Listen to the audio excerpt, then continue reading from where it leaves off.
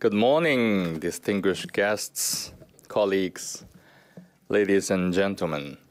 My name is Jing. I'm the co-founder and managing director of the Center for China Analysis at the Asia Society. Our mission here at the Asia Society is to navigate our shared futures. So I'm very glad to welcome you all this morning, where we're going to navigate together the changing geopolitics of China and Russia in the Arctic together. CCA, the Center for China Analysis, is a China and Russia program led by our senior fellow, Lyle Morris, here in the room, is very pleased to co-host with Norwegian Consulate in New York City to discuss the evolving dynamics of cooperation and competition between China and Russia in the Arctic. Our discussion will feature leading minds and first-class experts from both Norway and the United States to discuss about this very timely topic, which needs more attention, to be very honest, and to discuss about the broader implication for Norway, Europe, and the United States. I'd like to give a special thanks to the Norwegian Consulate for hosting this event. In particular, I'd like to thank the State Secretary, Eivind Vad Petersson, and the Consul General Heidi Olofsson for attending this morning. This event won't be possible without your generous and constant support. And I do hope this is the beginning for a very fruitful collaboration for years to come. One of my old professors from Kennedy School, Joseph Nye, coined a less known but I think equally important trap. It's called Kinderberg trap, which as I understand is that in the great power competition, global public goods supply becomes insufficient. And one of them, I think, is a more accurate understanding of the China-Russia competition and collaboration in the Arctic. So today, I think it's up to us. On the one hand, the concerned regional power, Norway. On the other hand, the non-state actors such as a think tank in New York, the Center for China Analysis, to step up to fill that gap for the benefits of all. There are, as I understand from last night, around 5 million Americans with Norwegian heritage. So I would say that Norway has a very sizable impact here, including on some politically influential figure, including the Secretary of Defense, who I understand from Fox News is very proud to announce he has 96.8% of Norwegian heritage. And I'm sure the State Secretary will correct me if I'm wrong later. So I'm very glad to say that Norway is taking a leadership role here to shed light on a very important topic for the American audience. To right-size this very important issue. On the other hand, CCA was funded on the belief that it is consequential to get China right, to right-size China's challenge. And in order to do that, we have to see it from the perspective of Beijing. That's why our mission, China from Inside Out, remains our North Star for more than 50 fellows from the center around the world to help key stakeholders to understand the real China from its own perspective, to help decision makers around the world to avoid mirror imaging, and policymakers in particular to reduce the risk of misinformation, misunderstanding, miscalculation, and eventually to reduce the likelihood of policy failure. Which brings me to the topic of this morning's discussion, which is increasingly timely given President Trump's particular interest in Greenland and the overall region, and that's China and Russia in the Arctic. It is safer to see that while the interest in China and Russia is high, but Arctic has not received attention it deserves. And as I learned from our first-class expert last night, there's quite a bit of misperceptions and misunderstandings about China's influence in Arctic already in DC and beyond. I think that's why our discussion today is particularly important.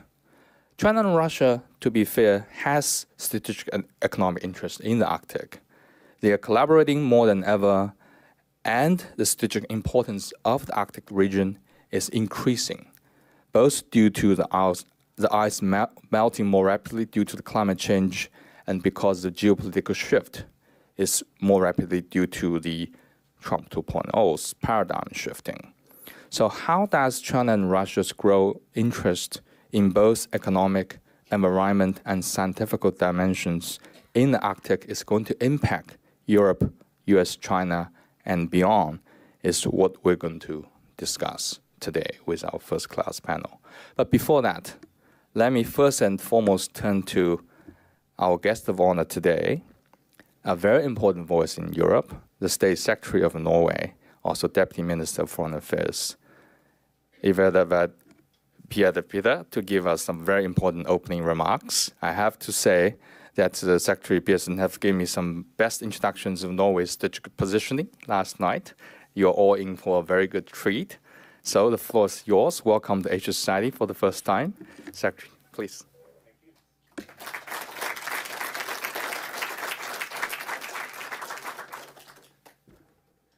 Thank you so much, and a very good morning to you all. Let me just be very clear, although I consider myself very Norwegian, the Secretary of Defense, his percentage is a lot higher than mine. Thank you very much to the Asia Society for hosting us, and thank you to every single one in the room for showing an interest in the Arctic. While we live in interesting times, interest in the Arctic is certainly increasing as well. Just one example is the airport in Tromsø, the Arctic capital of the world. The airport was recently massively expanded, and nonetheless, it's already reached its maximum capacity. This is an airport that I remember vividly from my childhood, and I remember it as a massive metropolis. It had more than one gate. It was huge. And that had to do with the simple fact that I spent my childhood growing up even further north and east than Tromsø, in Kirkenes, a small border town, and was then back in the 1980s the only land border in the entire world between the Soviet Union, or Soviet Russia, and NATO. My childhood town, we checked, 6.5 kilometers from that border. It's an important fact for us Norwegians that out of our population of roughly 5.5 million, roughly 10% of us live and work above the Arctic Circle. It's not something extraordinary, exotic. It's an ordinary part of Norwegian daily life. And my upbringing up there was not especially exotic. Yes, during winter it was somewhat dark, and during the summer months it was midnight sun. But it was a normal Norwegian upbringing. And looking at the globe, I since come to realize that I grew up as far north as the northern coast of Alaska. And I had the pleasure to visit the northern coast of Alaska last year. And that is certainly a very, very different place. We visited the northern coast of Alaska in April, and there was still massive sea ice. All along the northern coasts of Norway, our harbors are ice-free year-round. And that has something to do with another recent controversy. There's some warm water coming out of a gulf somewhat south of us. We just refer to the Gulf Stream. I think we can still call it the Gulf Stream. That keeps our waters ice-free. But the increased interest in the Arctic is also connected to what's happening to ice, because the ice is literally melting. The planet is warming, and the warming is happening by far the fastest pace in our part of the world. So the ice is indeed literally melting, opening up sea routes, and it's just a matter of time until it will be possible to sail with large ships straight across the Arctic Ocean. With, of course, massive consequences for maritime logistics, shortening significantly the transport time between Europe and Southeast Asia. There's a saying back home in Norway when it comes to the Chinese interest that of all the things that President Xi thinks about when he wakes up in the morning, the Arctic is not on top of his list. But we feel somewhat certain that it's moving up the ladder. And it has, of course, something to do with the changing geographics of the region, with sea routes opening up, with all that entails. And it has, of course, something to do with the changing geopolitics. For us, this is home. This is our most important strategic region. And we are fortunate in the fact that there are that we can say that we believe to call the Arctic, to use terms as there's a race for resources or even a competition for control, luckily makes not really any sense at all. The Arctic is mostly an ocean. Yes, there's ice on top of it, as I just said, the ice is melting. It's not resembling the Antarctic, where there's actually a massive continent with a completely different framework. So there's no need for an Arctic treaty, because there is actually a treaty governing this space, and that's the law of the sea, which provides a very useful governance structure. There's no really any remaining disputes in terms of control. There might be some minor tension between Canada and the US in their side of the Arctic. From the Norwegian side, we were fortunate enough to manage to settle our only remaining border dispute in the Barents Sea with Russia 15 years ago, having negotiated for about 40 years. So in terms of control, things are settled, which has implications as well, of course, that yes, there's raising interest in making use of all the resources in the Arctic, also literally opening up as the ice is melting. But we believe it's, fortunately, not an accurate term to speak of a race for resources or a race for control. Things are settled, no really disputes.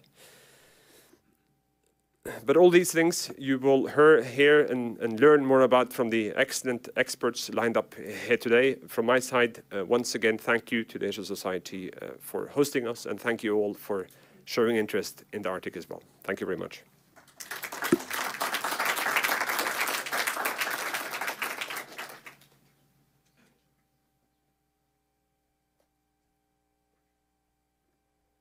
Thank you very much for opening us to a wonderful discussion to follow. Now I'd like to welcome our senior fellow, Lyle Morris, to get to the panel, and all our first-class panelists to give us a wonderful and thought-provoking discussion to have. Lyle, I think I will turn this over to you now. Yeah, thank you. And we'll have some discussion afterwards. Yes. With the audience. Would you want to stay?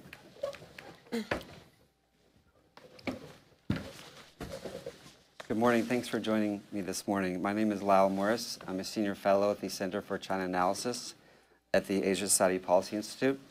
It's my great pleasure to welcome you all to a discussion on evolving dynamics of cooperation and competition between China and Russia in the Arctic.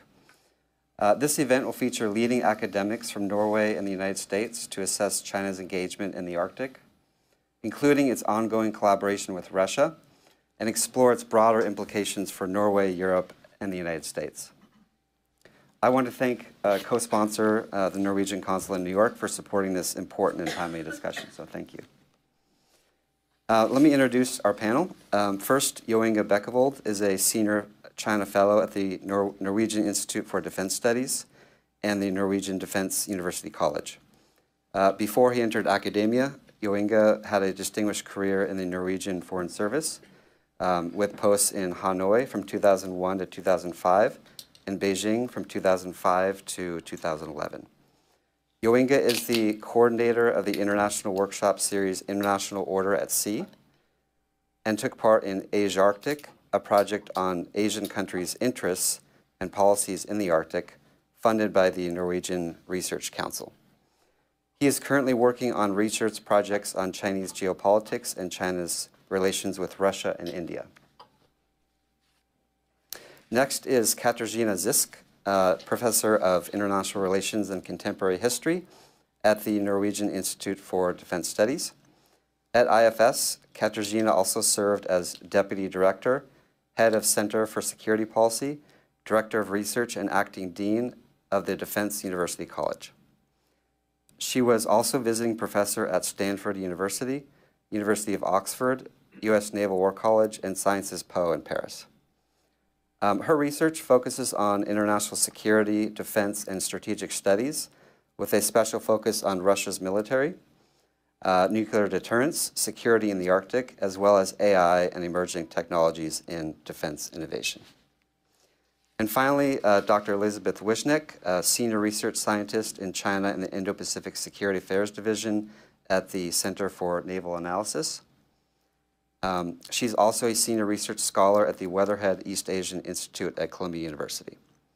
Liz is an expert on Chinese foreign policy, Sino-Russian relations, Northeast Asian and Central Asian security, and Arctic geopolitics. In 2023 to 24, she was a fellow at the East-West Center, where she directed a project on U.S. Indo-Pacific partners and the Arctic. And in October 23, she participated in a State Department speaker program in Iceland to discuss Russian and Chinese interests in the Arctic. Liz is currently working on a book, completing a book called China's Risk, Energy, Water, Food, and Regional Security, which will be published next year by Columbia University Press. So thank you all three for joining me this morning, and welcome. Let me just kick things off for some context as to why we're holding a panel on Russia and China in the Arctic. First, I think the strategic importance of the Arctic is increasing as the Arctic sea ice melts more rapidly than expected due to climate change. New Arctic shipping routes and economic opportunities in resource extraction will open in the coming years. Shipping routes through the Northern Sea Route, for example, is expected to offer a more cost-effective alternative to the Suez Canal. Furthermore, the Arctic holds abundant natural resources, including oil, gas, minerals, and fish. Its untapped oil and gas reserves, for example, are estimated to comprise about 25% of the world's undiscovered resources. It's hardly surprising, therefore, that Chinese strategic calculations concerning the Arctic have grown steadily during the last decade. China, as a self-proclaimed near-Arctic state, is a somewhat newcomer to the Arctic, but has shown growing interest in the economic, environmental, and scientific dimensions of the region. It's safe to say that Chinese leaders see the region as a new crossroads of the world, a new source of raw materials and new avenues for manifesting its growing power.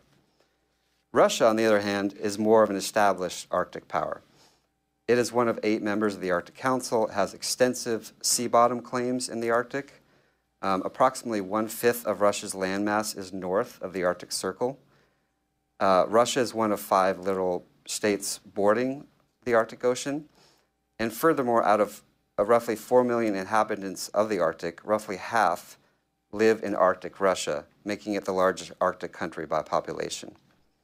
The stated goals of Russia in its Arctic policy are to utilize its natural resources, protect its ecosystems, use the seas for new transportation routes, and ensure it remains a, quote, zone of peace and cooperation, which we will get to later in the discussion about whether that is still holding. So this brings us to the topic of today's panel, which is what are China's and Russia's interests in the Arctic? We know, for example, that the two nations are cooperating more, especially in scientific and maritime exploration. So what interests bring these two nations together in the Arctic? So that's where I'll start with the question to the panel today. So Jo Inge, let me start with you. So my question is, what brings Russia and China together in the Arctic? And do you think their strategic interests will endure? I'll start with you, Jo Inge, and then Katarzyna and Liz. Thank you, Lyle.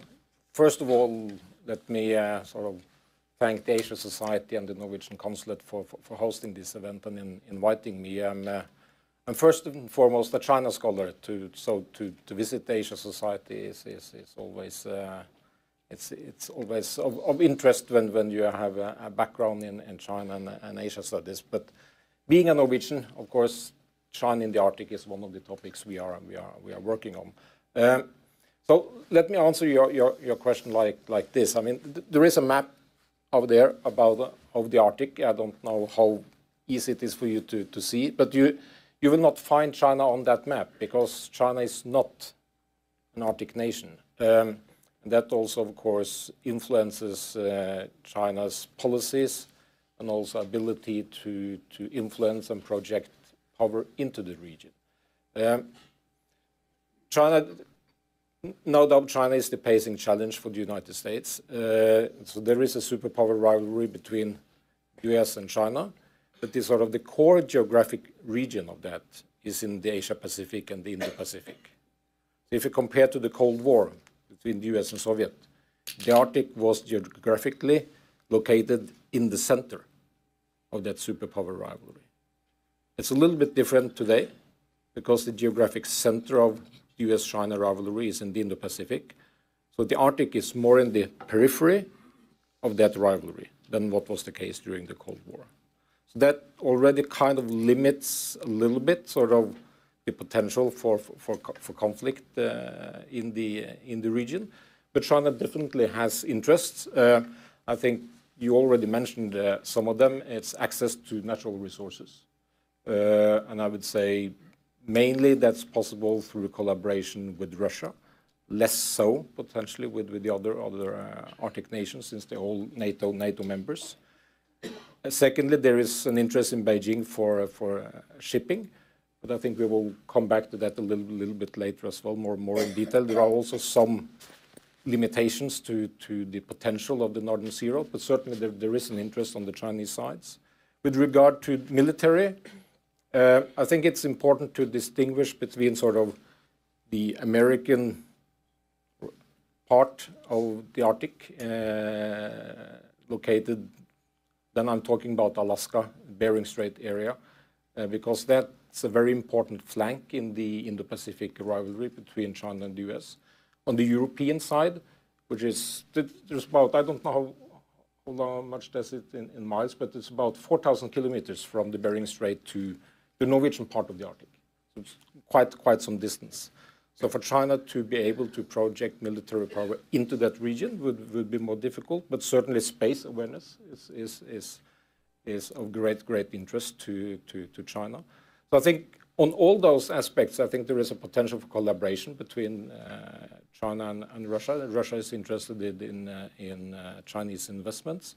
But when it comes to the military side of it, I think it will be more concerns, reservations on the Russian side for Chinese military presence in the European part of the Arctic. And that, if we see a development in that direction, I'm not quite sure that Moscow would be too happy about that, actually. Thank you. Katarzyna? Well, I think that Russia and China share a number of mutually beneficial interests in the Arctic. Jo Inge has mentioned them, but seen from the Russian perspective, China is very important to fulfilling or pursuing Russian economic ambitions in the region. They were clearly formulated already back in 2008 when Russia said they want to develop the Arctic as the foremost base for natural resources. It was supposed to happen by 2020, but Russian foreign policy stand in the way. Of course, sanctions have limited that development severely. But it's still the case, and of course China is very important to that objective.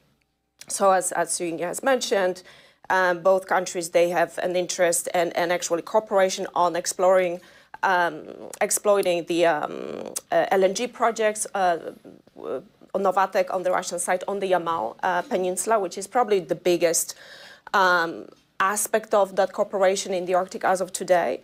And there is also the Northern Sea Route.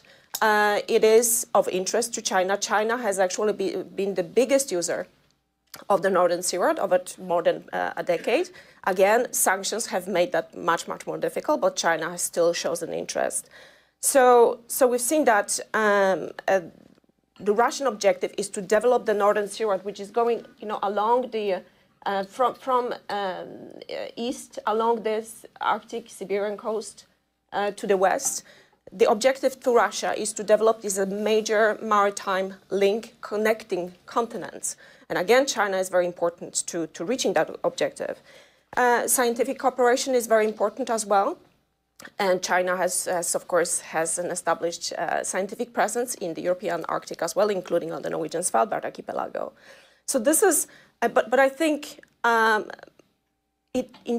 understand correctly the Russian-Chinese cooperation in the Arctic, we also have to look at the broader relationship. And we've seen how, for instance, the Russian need for Chinese support during the war, during the full-scale invasion of Ukraine, has led to closing or increasing that cooperation also in the Arctic. How Russia has been willing to put the Arctic card on the table to get more support from China elsewhere. So this is also an aspect that we have to take into account. But overall, just last thing I will mention at this moment is that this actually has been a very long-standing objective of Russia. In 2013, they announced a pivot to Asia. And a major objective of that has been namely to develop strategic relationship with China. And again, the geopolitical developments, annexation of Crimea, and then the full-scale invasion has actually led these two actors together. And we've seen the spillover of that relationship also playing out in the Arctic. Thank you. Liz? I'd also like to thank the Asia Society and the Norwegian Consulate for this opportunity to discuss an often neglected topic and to take a different view of China-Russia relations from the high north. And I want to point out these are my personal views, not those of CNA or its sponsors. So can we see the other map? Yes. So this is a Chinese view of the Arctic, and I'll get to that in a moment. So one thing that's very interesting about China-Russia relations in the Arctic is that it's the only region where China cannot act independently, and it relies on Russia for access through the Northern Sea route, which is the waterway above the Russian Arctic coast.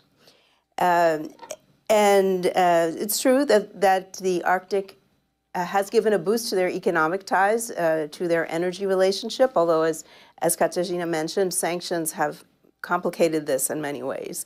But Russia has kept China to the peripheries of the Arctic and has not allowed China to develop bases on its coastline or to act in any major way in developing infrastructure on the Russian Arctic coast, which is very important to the Russian economy and to the identity of Russia as an Arctic state. And this has been problematic for the US because it's pushed China to the North Pacific Arctic, which is closer to the Alaska coast. So we've seen more exercises between Russia and China happening in that area, as well as on the other side, closer to my Norwegian friends. So Russia's kept this space above its territory for its own particular uses and to demonstrate its sovereignty, although it does need other partners like China to participate. I don't think, so this map here, let me explain this map. So this is a map from a Chinese research institute. It was published about 2012. And what's interesting is that China is in the middle of the two poles. So when you look at the map of the Arctic, normally you look from the top, and China's missing. But China wants to make the point that it is central to the development of polar affairs, both Arctic and Antarctic. And this is a cover of Anne-Marie Brady's book on China's a Polar Great Power, because this is the idea that the Chinese leadership is trying to promote under Xi Jinping, that this should not be a space where China doesn't operate. So we're going to discuss what that means. But just to make some general comments about the China-Russia partnership, I don't think that they coordinate closely in the Arctic, although their relationship has expanded considerably, as we will discuss. They have different visions. So China has this idea that the Arctic is a common space for humanity, but Russia, like the US, believes that the Arctic is for Arctic states and welcomes cooperation by others to the extent that that is recognized. And Russia actually was one of the opponents to China's becoming an observer state in the Arctic Council initially because of this reason. so I think they do have various differences, China and Russia, but they have made a political decision to prioritize their partnership. And this is because Xi and Putin share certain domestic political goals to maintain their authoritarian rule for as long as possible. And they also face similar geopolitical pressures. And for China, this means that if the border issue with Russia, which had been an issue for many centuries, is stable, then China can focus on being a maritime great power, including in the Arctic region. So the China-Russia partnership, as it has been solidified of late, is important for geopolitics and also for the Arctic. Thank you. Liz, let me continue with you on this next question. So as you know, China operates several research stations in the Arctic. They just added 2 icebreakers to their fleet, which are capable of clearing paths for merchant ships in the northern latitudes, in particular, as was mentioned previously, the Northern Sea Route. So on the Northern Sea Route, what is your take and perception on how important that is for China's strategic interests, in particular with the Arctic? Well, for one thing, they don't talk about the Northern Sea Route. They talk about the Polar Silk Road. and so they see Russia as a transit space from northeast China to the European Arctic. And that's an issue between China and Russia, because for Russia, they have the longest Arctic coastline, and they want that to be recognized. They don't want to be a little component in a Chinese polar plan. So that's a difference between the two right there. And the Polar Silk Road is important for the development of northeast China. So northeastern China was the first to industrialize in the 1950s and has lagged behind the southern coastal areas. And so for China, participation in Arctic trade and investment is a way to engage these somewhat lagging areas of China. And they've seen investment in energy as important to its energy security. So the LNG that can be potentially derived from the Russian Arctic would help alleviate some concerns about shipping through the Persian Gulf, for example, and so on. Katarzyna and Jo Inge, same question to you about the Northern Sea. Right.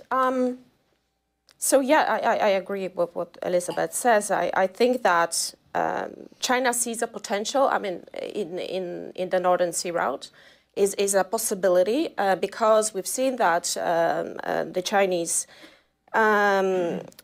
shipping companies, so like COSCO, was a regular visitor at the Northern Sea Route over the past years. At some years, they actually sent dozens ships into the route. Again, as I mentioned, this has been limited by the sanctions. However, there is a plan between these two actors to actually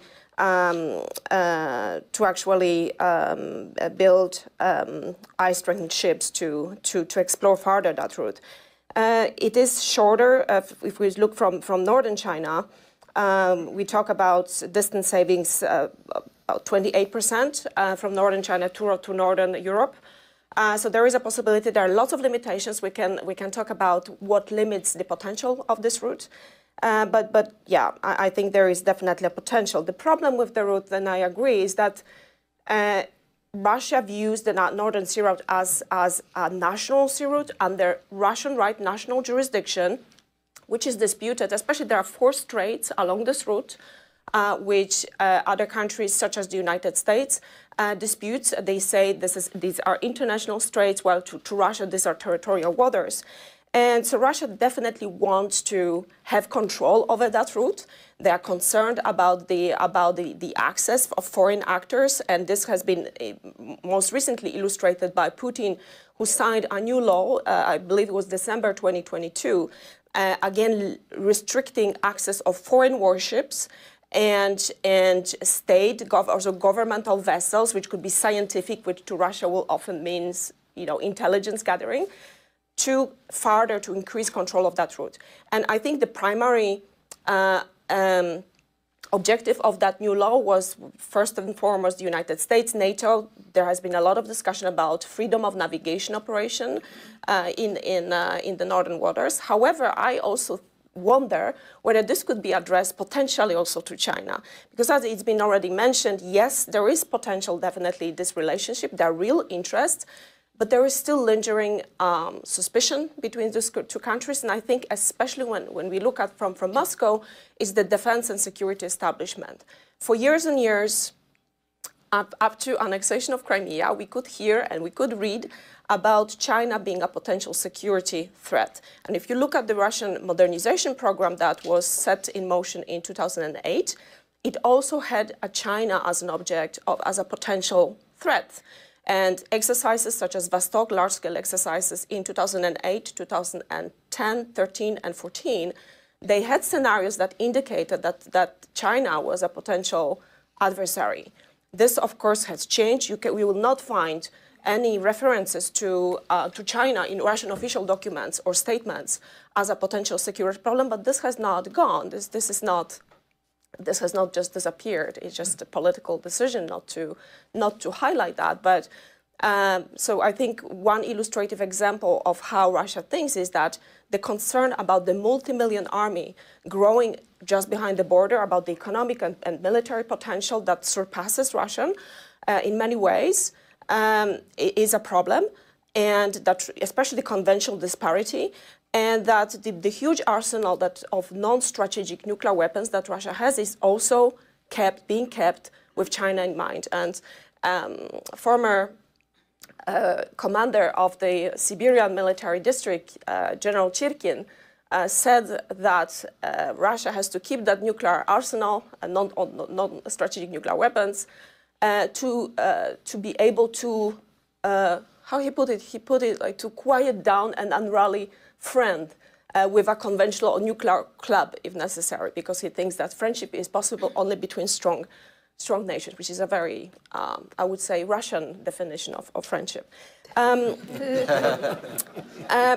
I think it's still the case, and again, we cannot look at the Russian Chinese relationship in the Arctic without considering that broader context, because this is still, I think the suspicion is still there, and it affects certainly other areas of cooperation, and the sovereignty and control of Northern Sea Route is very important. Thank you. Jo Inge? Thanks, Lyle. Yeah, so the question is, what is the potential for the Northern Sea Route as a commercial link between China, Asia, and Europe in terms of trade, right? Let me pose two questions to the audience. Do you know how many vessels transit the Malacca Strait each year? I have the figures for 2023. Any ideas? The Malacca Strait, what is the figure for 2023? 90,000. 90,000. Any idea, do you have, what would be your guess about the Northern Sea Route? What is the number of vessels transiting the Northern Sea Route in 2023? Then I'm meaning the full length of the Northern Sea Route from Asia to Europe. 200? 75. I'm not saying 75,000, I'm saying 75, less than 100. So, of course, the number of ships sailing between Russian ports and Asia, that is much higher, because there is a lot of trade and shipment between Russian ports and Chinese and Asian ports. So that figure would be higher. But transiting the whole length of the Northern Sea Route, so still less than 100 a year. So then the question is, how much potential is there? And I totally agree, there is a potential, there is an interest, but in my view, a couple of things are important to keep in mind that will kind of limit a little bit the potential. And one is, Katarzyna already mentioned it, if you sail from Japan, South Korea, and northern parts of China to Northern Europe, that is shorter than to sail through the Indian Ocean. But from Shanghai, if you sail from Shanghai, it's more or less the same distance if you sail through the Northern Sea Route to Rotterdam in the Netherlands. That is similar to sailing from Shanghai through the Indian Ocean and through the Suez to southern Europe. That's the same distance. And where are most of China's export originated? Well, from ports south of Shanghai. So the largest part of China's export, it would still be shorter to sail through the Indian Ocean. And then in addition to that, you need to add uncertainties about the ice conditions, very high insurance, no third markets along in the Arctic Ocean, because many vessels, they usually stop in at least 1 or 2, 3 more ports along the way. So there are no third markets in the Arctic. And then also, so that's the commercial value of it. So certainly I think it will increase, but there will be limits to it. And then there is another related discussion is, what if the Suez is closed? Right? Would the Northern Sea Route be an important alternative? Yes, potentially. If the Suez is closed for long term, it could be. But if the Suez is closed, or the Malacca Strait is closed due to a dispute between the United States and China, then the Northern Sea Route is actually not an alternative, because you would still need to sail through the Bering Strait. So again, that would limit its potential. So yes, I think we will see an increase in sailing, but we should not sort of exaggerate the potential of it. May I just add one thing? So I agree, there is a lot of limitations. I mean, this has been discussed for years and years now, the potential of the Northern Sea Route. The thing is, many companies, they still test it because of that potential. I mean, they tested it until, of course, the sanctions were imposed. And the limitation is, as you know, the insurance premiums are high. Some of the waters along the Northern Sea Route are shallow, so it limits how much cargo you can take. And of course, especially when we talk about cargo shipping, it's on-time delivery. And the problem with the Northern Sea Route is sometimes it can be unpredictable. Even if it will be open during summer, you still have floating ice, which can block some of the shallow straits. So you need icebreaker assistance mostly. You will need that, which means also high icebreaker fees, because that's where Russia wants to gain their money. But that being said, again, there is still, I'm not sure if comparison with Suez or Malacca is actually useful, because I don't think, apart from some propaganda in Russia, there's nobody really expect that this will challenge these two channels. But still, in some deliveries, you know, between ports in northern Asia, and northern Europe, it still can save 10 to 15 days potentially. It's a lot of fuel. It's a lot of money. So these companies, if the sanctions will be lifted, they will be testing it. But just one last thing I would like, which is relevant for the Russian-Chinese relationship in the region. Yes, China is interested in exploring this potential. However, what is interesting is that there are other routes. So you have one, of course, the Northern Sea Route along Russia. Then there is the Canadian, you know, the Northwest Passage. But there is also the Transpolar route. It's not really viable today, but with opening of the Arctic Ocean, if these changes continues, with improvement in technology, you can imagine that this route could be also used by, for instance, by China, and then the relationship will be weakened. China would not be as dependent on Russia in the future. This is something, a space to observe. Thank you. Katarzyna, let me continue with you on this question about kind of drilling down on Russia's role in the Arctic. You know, arguably all of China's activities in the Arctic are possible only thanks to Moscow's facilitation, as you mentioned. We talked about shipping routes along Russia's Arctic coast could soon become a reality. There's this joint venture between Russia's Rosatom and China's Hainan Yangpu Xinjiang Shipping Company set to construct the necessary infrastructure, polar-class container ships to operate these Arctic routes year-round. So this development, I think, is likely to increase, it seems, Russian economic dependence on China. But President Putin, as you mentioned about Ukraine, has few options available to break out of international isolation and secure external support while he continues the war in Ukraine. So my question is, how do you see Russia's role evolving when it comes to Russia-China cooperation in the Arctic? And in particular, do you think Russia will continue to expand collaboration with China given the geopolitical kind of context of the war in Ukraine? Yeah, I think that what we've seen over the past, especially the past 3 years, is that Russia can put their pride aside and be very pragmatic if they have to be.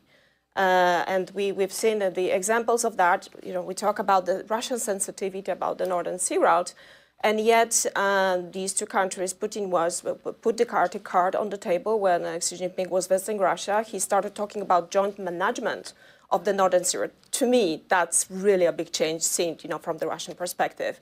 We do not know really what will be the content of that, but I think that shows the willingness, how far Russia is willing to go, because they need Chinese support right now somewhere else, which is, of course, which means all the support to basically keep the Russian economy, war economy, afloat, so Russia can also keep the war continue in Ukraine. Another example was the memorandum of understanding that the Chinese Coast Guard and the Russian Coast Guard FSB signed in 2023 on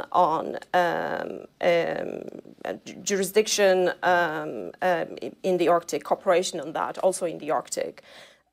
So this is this potentially opens for cooperation, like maybe in, combating smuggling, illegal fishing, maybe even borders. It's a potential. We do not know again what will be the actual content. We have to wait and see whether there will be filled with something real. But again, this shows that Russia is willing to go quite far. But still, there are these limitations, as I have already mentioned, maybe especially on the security and defense side. So yeah. Great. Liz or Jo Inge? Yeah. So I think it's important to look at this shipping in the Northern Sea route in some additional detail. So if we look at Chinese shipping companies, they've been less interested over the last decade, I would say, in that route. And we've seen new shipping companies develop only because they need some company that would not be harmed if subject to sanctions. So that's why we have these new players, and it's not because of greater Chinese interest. And if you look at the direction of the cargo, 95% of it is from Russia to China. And over 60% of that is oil in the so-called shadow fleet that is coming under greater scrutiny. And over 28% is bulk cargo like iron ore, coal, and fertilizer. So China's not really shipping through this route at all because of what Katarzyna said. You don't have on-time shipping because there's still lots of ice around and you can't know when your container is going to get to Europe that way.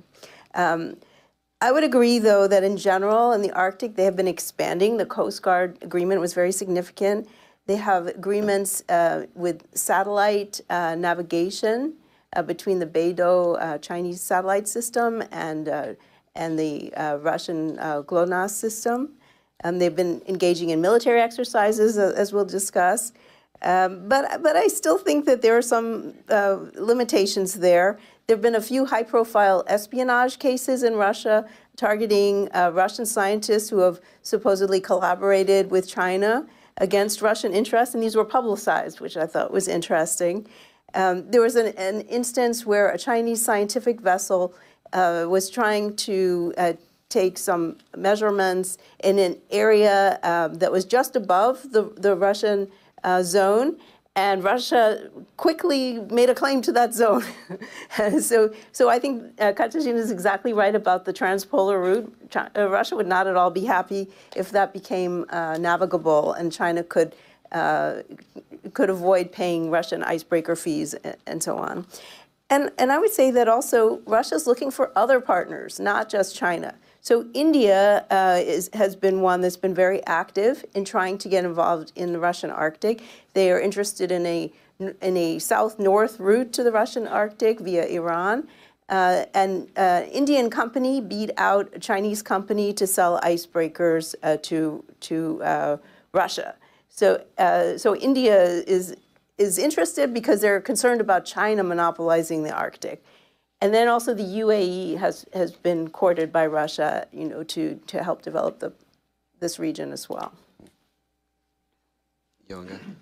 Yes, of course, I think as Katarzyna has mentioned a couple of times already, I think it's very important to understand China-Russia in the Arctic within the larger context of China-Russia relations. And this relationship today is quite solid.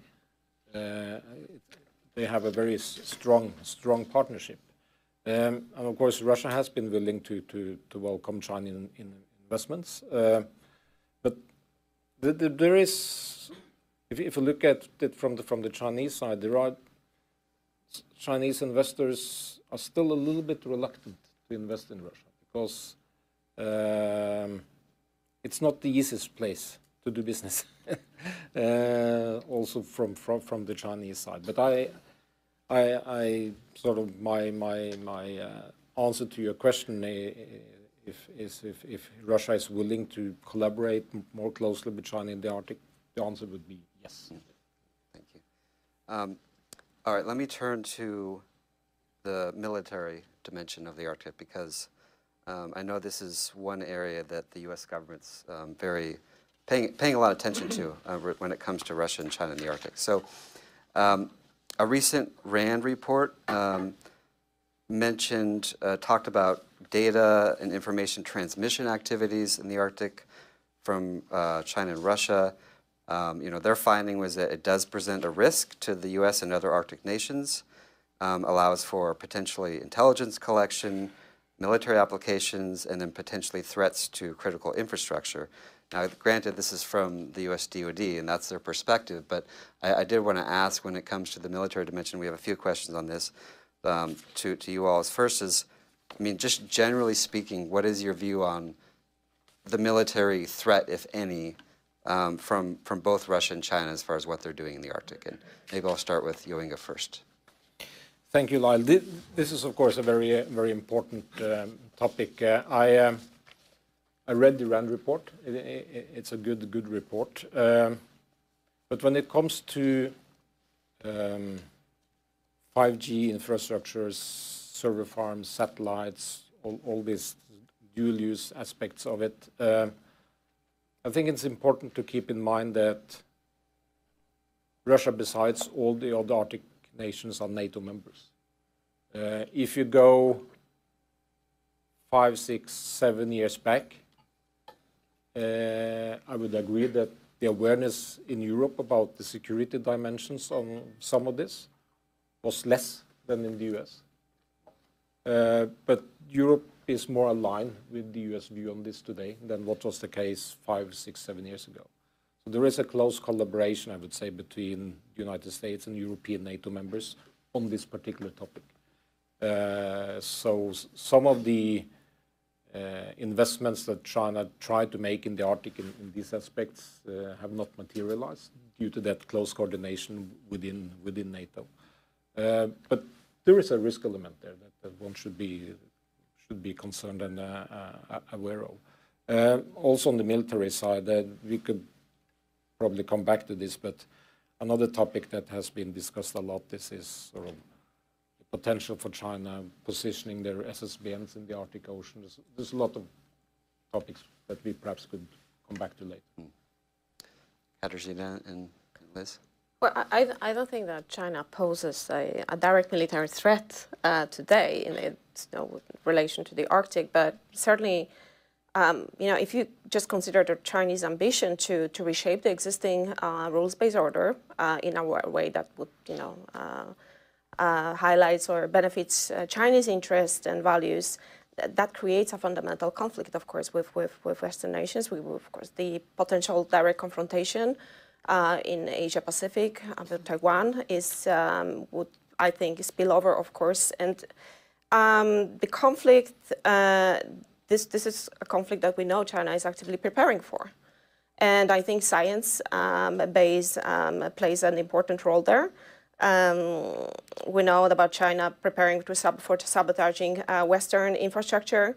So I think indirectly, what China gathers about the region, including scientific activity, it can contribute, it can feed into that major objective goal. Again, we do not see the Chinese submarines today there, although there is some research coming from Germany and from Finland pointing to indicating that China has been investing in submarine technology that is specifically designed for Arctic operations. And if we have Chinese submarines in the Arctic, I think that would make the United States very uneasy. So I think the potential is there. This is something we have to follow. Again, this is not something that is a direct threat today.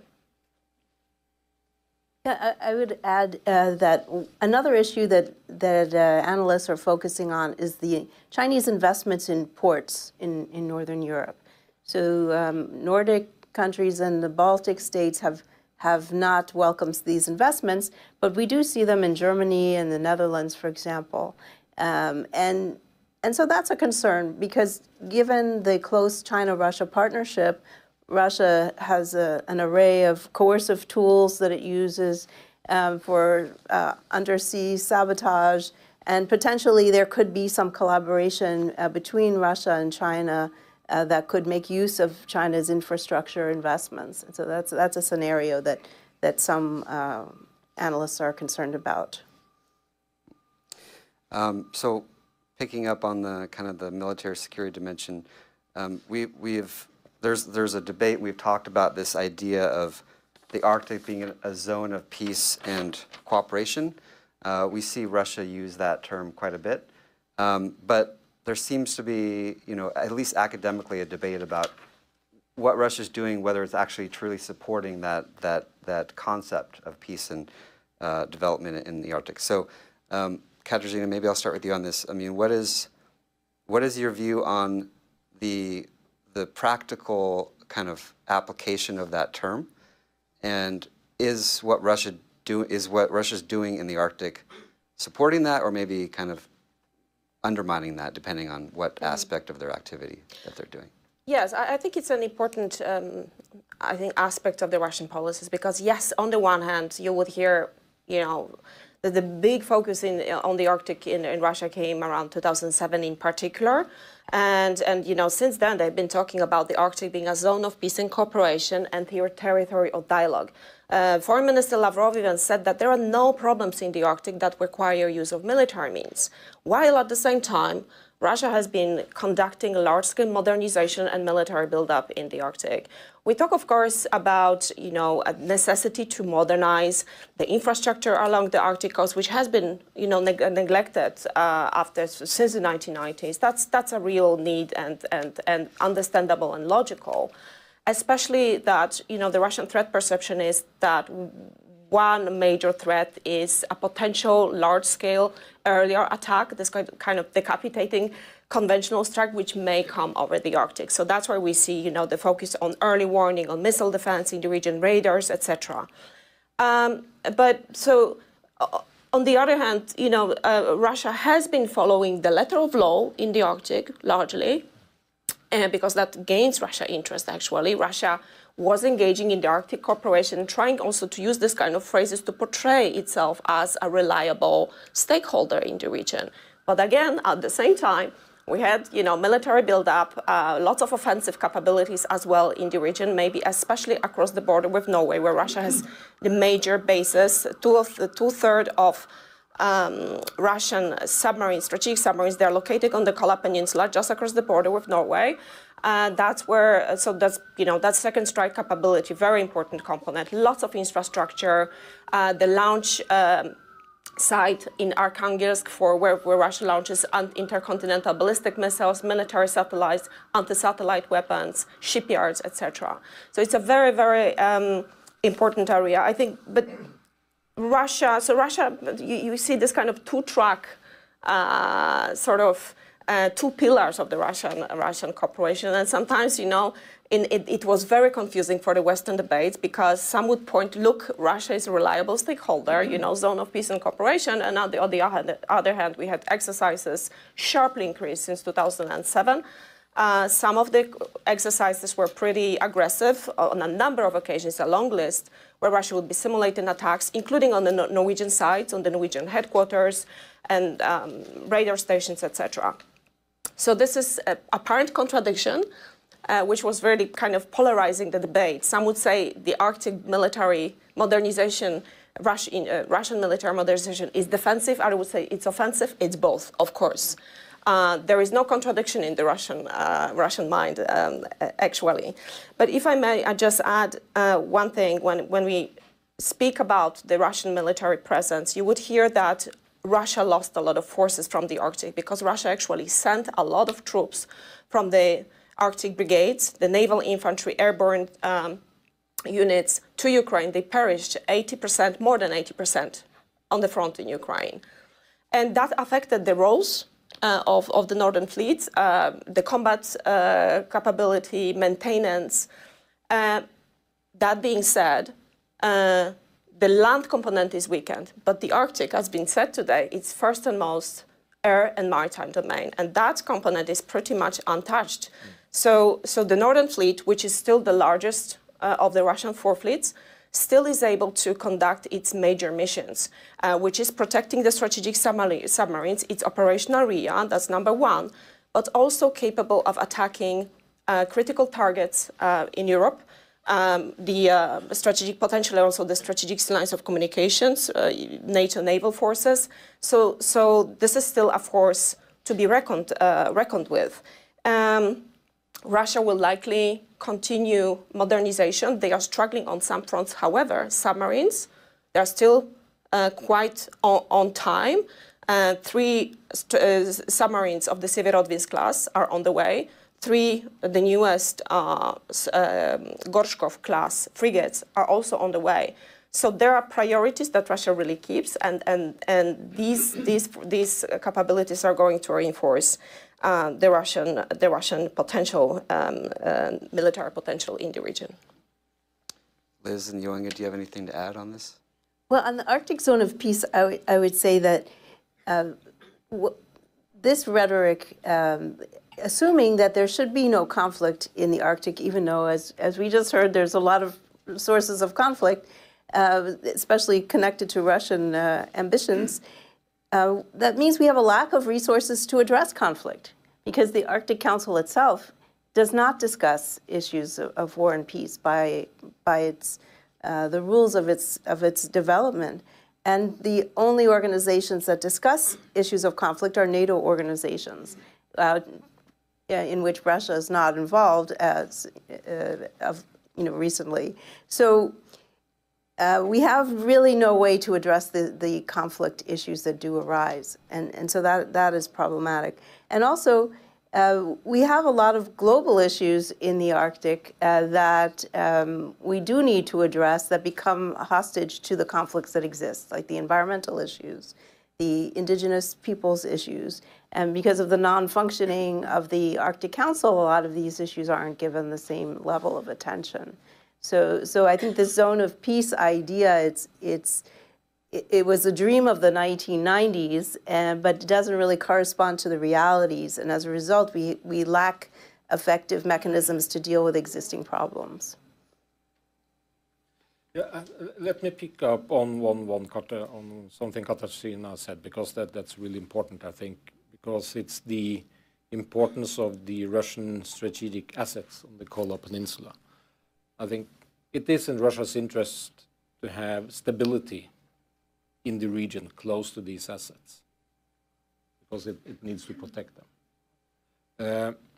So that's why I'm also a little bit skeptical towards how willing Moscow is to allow Chinese military presence in the same neighborhood, because that could be destabilizing in also Russia's relationship with the US and with Europe. So I think that's very important to keep in mind. And also if I just have 30 seconds very briefly to say something about because this has been a huge debate in the US about China's interest in positioning their SSBN's strategic nuclear subs in the Arctic Ocean. Of course, we should not rule out this potential, but still I'm a little bit skeptical for a few reasons. The first is that it would not be possible for these Chinese subs to enter the Arctic Ocean unobserved, undetected, because they would need to sail through the Bering Strait. So it means that in order to operate in the Arctic Ocean undetected, they would need to sail from Russian ports, operate out from Russian ports. But even these types of subs, they would also need some type of protection. And I'm not quite sure whether the Chinese would be willing to trust the Russians to protect these subs. I could also add, it makes more sense for China to sail into the Pacific Ocean with these assets rather than sail into the Arctic Ocean. But if this scenario sort of unfolds, it means that China and Russia are working very closely together, and I don't think we are not seeing that for the time. Thank you. One more question on joint military before we move to kind of scientific marine exploration, and this is to Liz. Liz, you've published quite a bit on joint exercises between China and Russia in the Arctic and in the North Pacific Arctic. As you know, their coast guards are doing a lot more cooperating. So kind of looking at both their Coast Guard and military joint operations, where do you see it going in the future? Do you see this as a function of just their larger strategic alliance and partnership being manifested around the world, and Arctic is just one example, or do you see specific value and purpose to the Arctic in these joint exercises, and do you see it, I guess, increasing, becoming more robust, a wider variety of joint exercises? Kind of, where do you see that going in the next 5 to 10 years? Well, the Coast Guard cooperation has some practical purpose, because if there's going to be more shipping along this northern sea route, you need to be prepared for accidents, for rescue missions, oil spills, and so on. So there's that issue. But the Coast Guards of the two countries have very high-level connections. So the Russian Coast Guard is under the FSB, the Security Ministry in Russia, and the Chinese Coast Guard is under the Central Military Commission. So you have a lot of high-level scrutiny of this new cooperation. But I think largely these exercises have a signaling purpose. Especially the ones near Alaska. We've seen Russian and Chinese planes and ships come by Alaska several times in the last few years. And I think this is a kind of payback mission. NATO and U.S. allies are pressuring us. We're going to pressure you.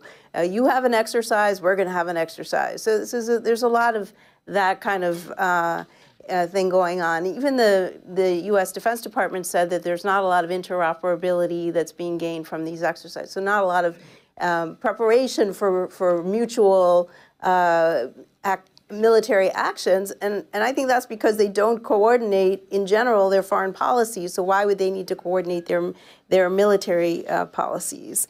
One thing that does concern me is the series of hybrid actions we have seen in the Baltic area with Russian and Chinese entities involved in cutting undersea cables, and this has happened several times. In one instance, a Chinese ship took responsibility, said it was an accident. And then there was another case just recently. But Chinese merchant ships have been involved in such accidents near the Taiwan Strait repeatedly. And Russia has a unit of its military dedicated to such accidental occurrences. So that I worry that this kind of cooperation is becoming normalized.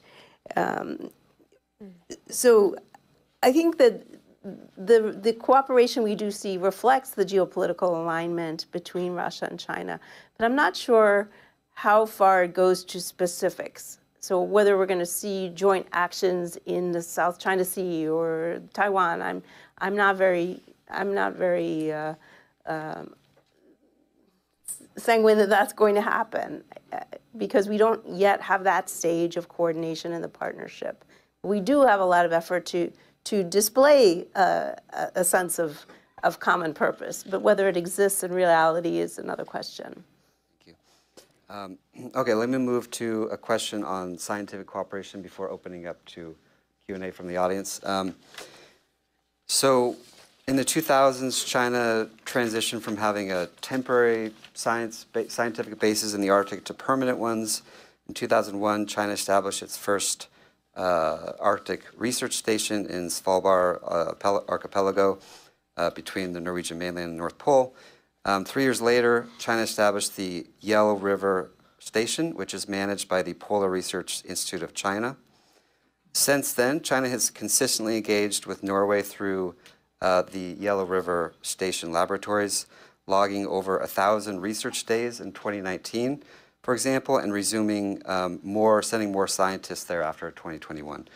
And then, in addition to the Yellow River Station, you have the second permanent Arctic research station in Iceland. That opened in 2012, and then 6 years later, China opened at this location what will become known as the China-Iceland Joint Arctic Science Observatory, which hosts China's wet laboratories and workshops. So, question to the group, to all three of you on science kind of collaboration. I guess in general, how do you view these two bases as far as the kind of activities it does? Do you think it's going to expand to more bases? And then how does China work with countries like Norway and Iceland for joint collaboration? Is there appetite in Norway and other countries to continue collaboration with China? And where do you see it going? Do you see more scientific bases being opened? Jo Inge, I'll start with you. Thank you. Yeah, again, then this is also a topic that has been in the media quite a lot lately, including in U.S. media. Of course, Svalbard is kind of special because China is a signatory to the Svalbard Treaty from 1920 that gives China the right to have a presence there, like Russia has, like the United States has, like a number of countries has. So China opened this research station a couple of decades ago. And back then, there was a lot of joint collaboration on research between Norway and China, and also all the Nordic countries. Still some, but less is being more phased out. You have less and less collaboration. I don't really see a willingness on the Norwegian side to expand that kind of cooperation with China. And you see the same trend also in Sweden and Finland, where they are closing down rather than expanding their collaboration with China on these issues. But yeah, so that's one part of it. And also, let me add that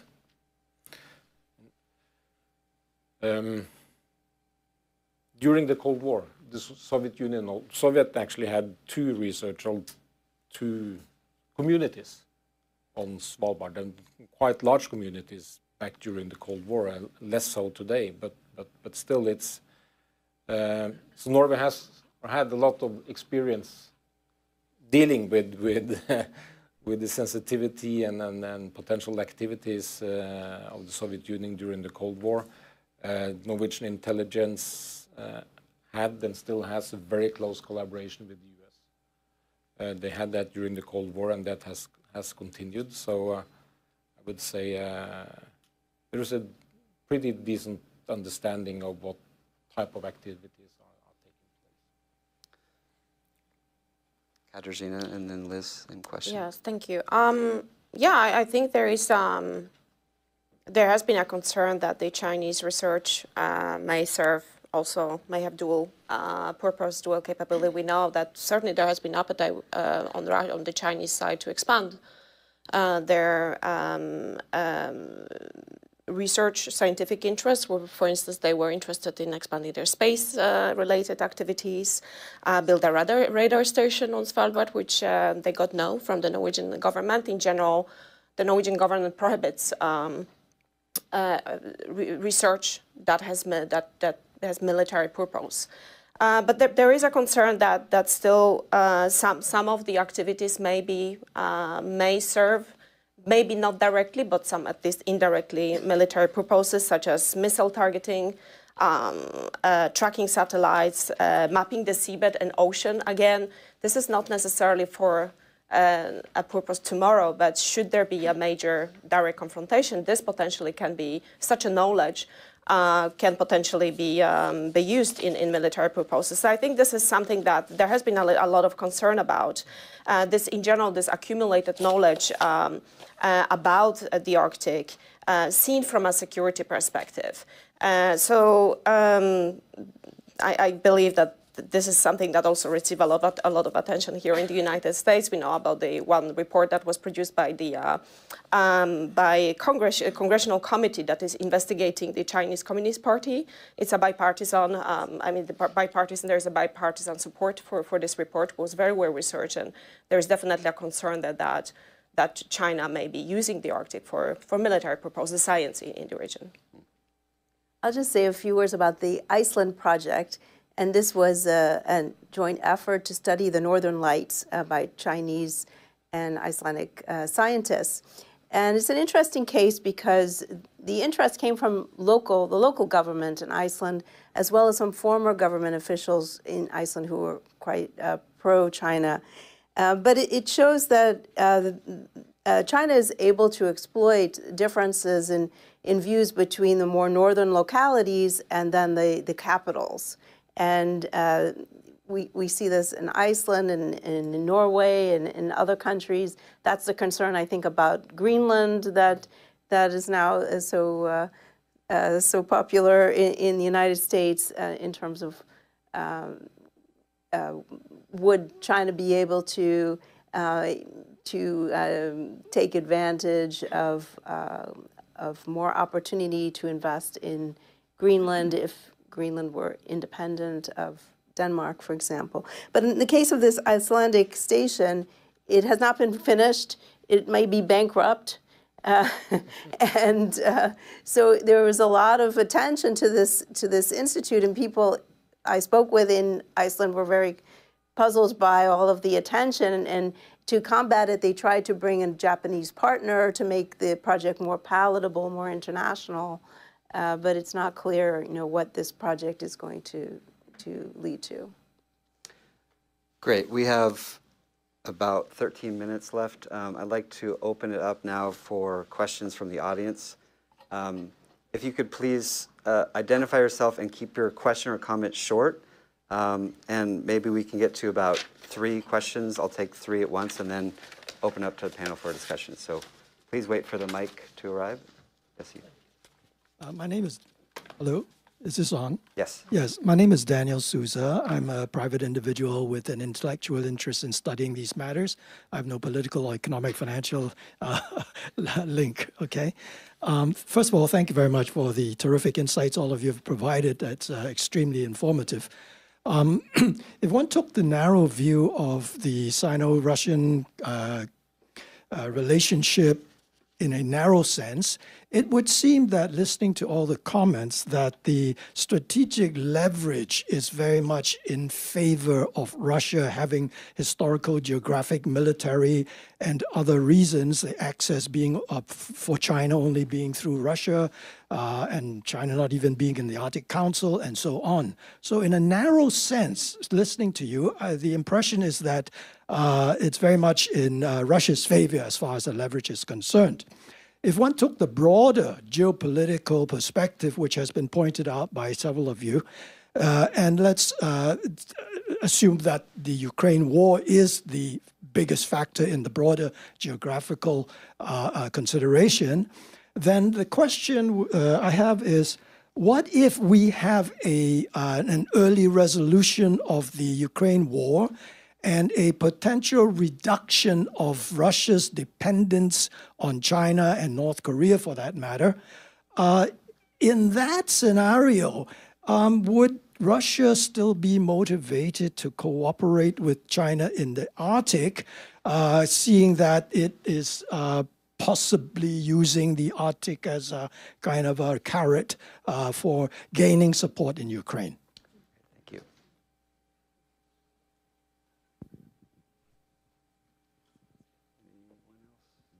Thank you.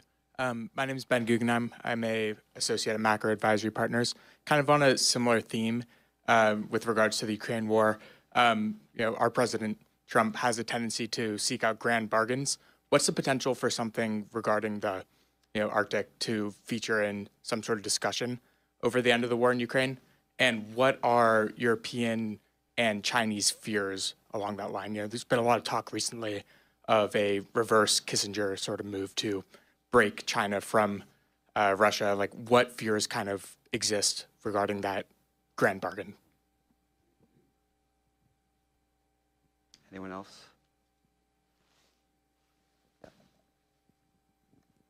I'm interested to hear your response to their questions. Recently, we've also seen, my name is Robin Wood-Saylor. I'm a venture partner with Helena Capital. Recently, we've seen some sabotage of undersea cables. And I'm wondering, what that represents. Is it part of a greater strategy? And what your thoughts are on its demonstration. Okay. We got 3 questions. We got about 9 minutes left. I got first, early resolution of the Ukraine war. What would Russia still want to cooperate with China in the Arctic? Second, on a grand bargain with Trump and what that means for the region. And then third, the undersea cable issue. So I can start with the first question. Sure. So yeah, I think lots of discussion about whether the dependence of Russia on China would weaken if we get a resolution. But I'm not sure if it's that simple because, well, first of all, there is a lot of interest that actually keep these countries together. Lots of course, contradicting interests, etc. We talked about. However, there are some in place. They are not going to go away.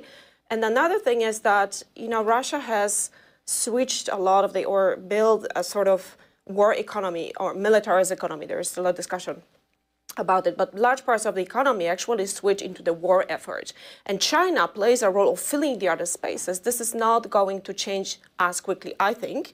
Also because if you look at the Russian plans, so in December 2022, they started with a large-scale reform in the military, which based also on the experiences from Ukraine, which expands or intend to expand the defense organization hugely. So on the paper, they have already expanded it 3 times, 1.5 million standing army. The whole military organization is, the objective is to increase to 2.4 million people.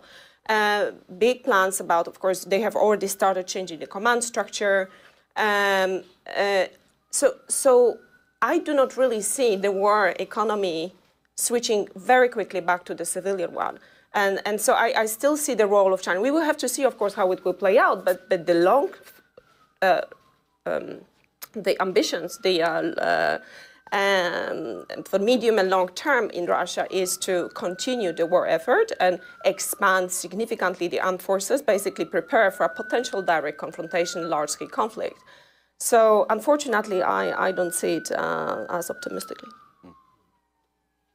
Yeah, I think if we look back at the history, Russia became interested in engaging with China in the Arctic in 2013. Those were the first energy investments that China was able to make in that area. So this was before the first invasion of Ukraine. The Russian interest is not only connected to Ukraine. It has to do with finding a way to engage with China economically, which was difficult in Russia. There weren't that many areas where they were compatible as partners, but the Arctic is one of them.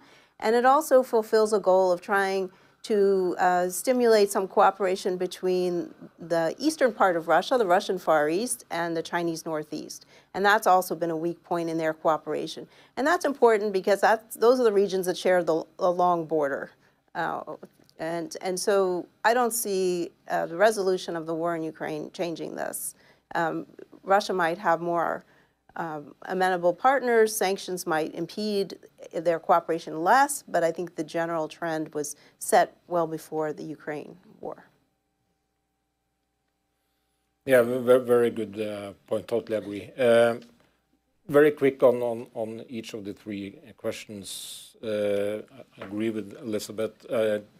China, Russia, and the Arctic is not related to the war in Ukraine, but you very good observation that sort of overall Russia is the junior partner of China in global affairs, right? But in the Arctic, it's the opposite. In the Arctic, Russia is the great power vis-a-vis China, right? So that's the place where they actually have some leverage. That's a very good observation. When it comes to Nixon reversed, There is a different dynamic today. It's not possible to do an exact copy of the 1971 deal. Because if you look at the situation back in the late 60s and in 1971, China was weak. China was in war with the Soviet Union. They had a rift concerning ideology. The Soviet Union was able to encircle China. That was the background for China and US aligning. Today the situation is very, very different. Even though the US and Russia are able to make a deal today, Russia would still be a good partner of China. Right? So it wouldn't change the China-Russia dynamic in any profound ways, I think. So it's very important to see the differences here. On undersea cables, I think this, I don't know, but I think this is pretty much about sort of both China and Russia showing that if we want, we can hurt you.